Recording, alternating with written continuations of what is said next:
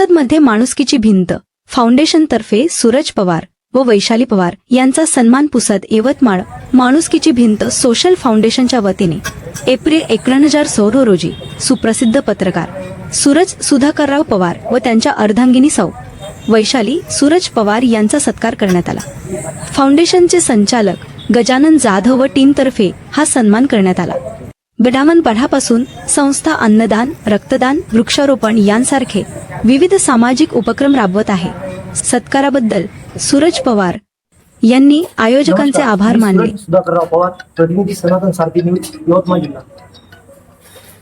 आज दिनांक 22/4/2025 ला व 26 ला माणुसकीची भिंत येथे गजानन माऊली फाउंडेशन मार्फत त्यांच्या वतीने माझा व माझ्या पत्नीचा सत्कार करण्यात आला.